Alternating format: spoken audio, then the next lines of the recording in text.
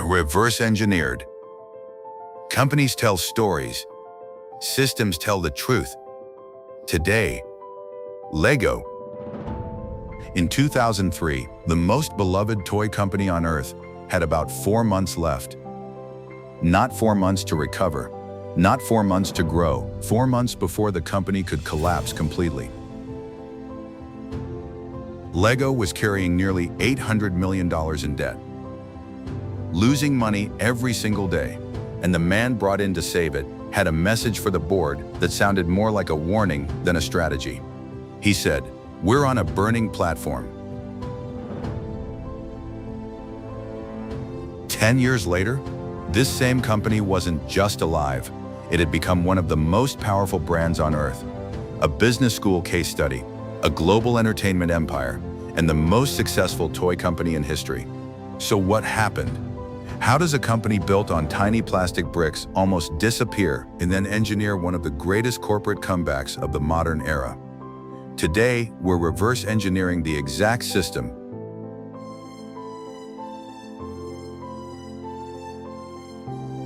You're about to watch a company deliberately destroy almost half of everything it made, sell assets it spent decades building, walk away from businesses generating real revenue, and return to something everyone thought was old news, a plastic brick designed in 1958. Because Lego didn't almost die from failure. It almost died from expansion. Theme parks, video games, clothing lines, publishing businesses, everything looked like growth. Together, they were creating a system nobody could control. And systems don't fail loudly. They fail silently, until they collapse all at once. Here's what most people get wrong. Lego didn't almost die because it stopped innovating. It almost died because it couldn't stop. Throughout the late 1990s and early 2000s, leadership saw a world changing around them. Video games were exploding. Digital entertainment was rising. Competition was increasing. And Lego's response was simple: expand. So they did. Legoland parks, video games, clothing, watches, publishing, licensing deals, new themes, new product lines, new directions. Every decision seemed reasonable. Every decision seemed strategic. Every decision looked like growth. But growth was hiding a problem, a dangerous one: complexity. The company wasn't becoming stronger. It was becoming harder to understand. By 2003, the numbers finally caught up. Lego lost nearly $300 million in a single year. Sales dropped almost 30% in just 2 years. Debt climbed toward $800 million.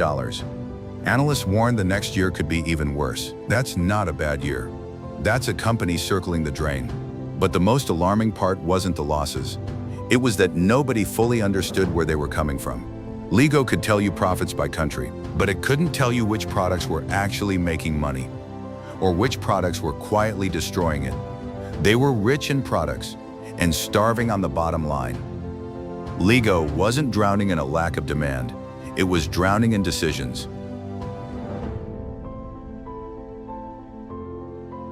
In 2004, a 36-year-old former McKinsey consultant became CEO. His name was Jürgen Vig Knudstorp. And unlike many turnaround leaders, he wasn't hired to grow Lego. He was hired to keep it alive. Most executives ask, "How do we grow?" Jürgen asked, "What should no longer exist?" That question changed everything. Because instead of selling hope, he started with reality. We're on a burning platform, losing money, with negative cash flow, and a real risk of debt default. No spin, no slogans, no optimism, just truth. And from that truth emerged a 4-move system that rebuilt the company from the ground up. Not strategy, system engineering. At the time, Lego was producing roughly 13,000 unique parts, different colors, different molds, different variations, thousands of tiny decisions creating massive operational costs. Knudstorp's team cut that number to around 7,000. Nearly half, gone, not optimized, removed. Most companies assume more options create more value. Lego discovered the opposite. Factories became faster. Supply chains became simpler. Costs dropped. Margins improved, the system stabilized. Less complexity, more clarity. Then came the cuts nobody expected.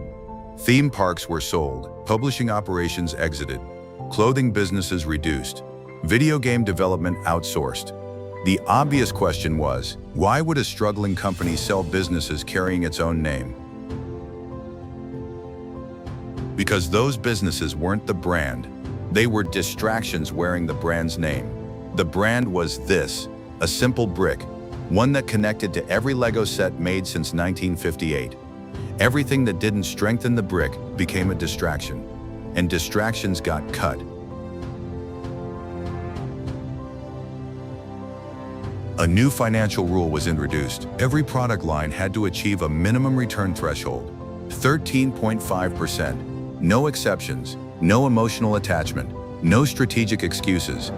If a product couldn't justify its existence, it got cut, redesigned, or repriced. Before the turnaround, Lego had opinions. After the turnaround, Lego had numbers. For the first time in its history, the company could clearly see reality. This move sounded completely backwards.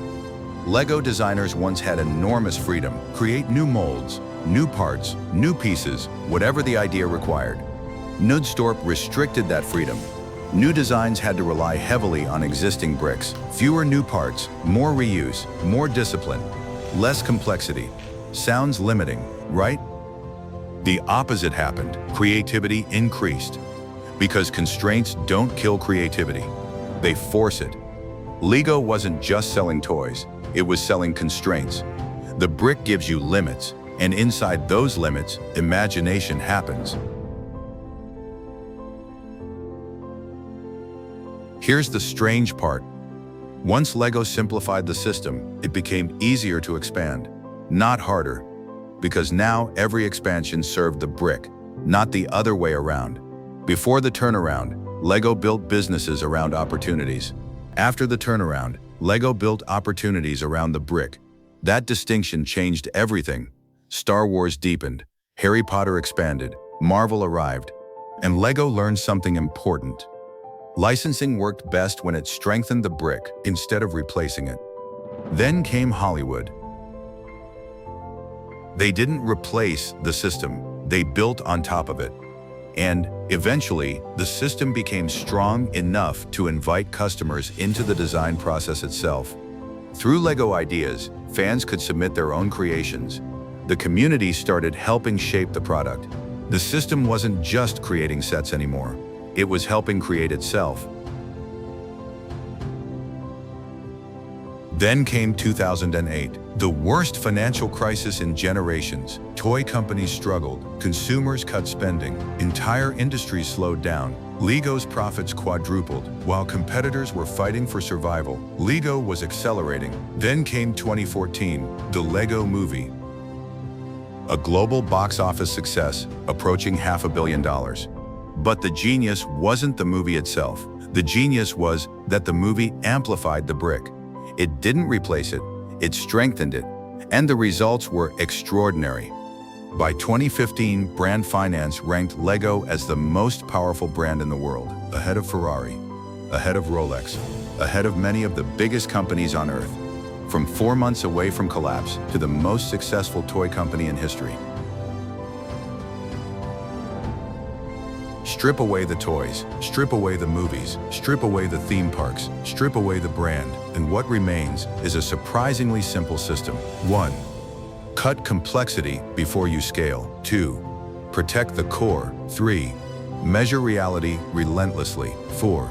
Build growth on top of a strong foundation, not on top of chaos, because Lego didn't survive by adding more. It survived by removing what didn't belong. The more complex Lego became, the closer it moved toward collapse. The simpler it became, the more valuable it became, and that's the real lesson. Not about toys, not about childhood, not even about Lego, it's about systems. Because simplicity is not the absence of complexity, it's the control of it. Next time, we reverse engineer a company that faced the exact opposite problem, one that almost died because it played it safe, and the single bet that changed everything.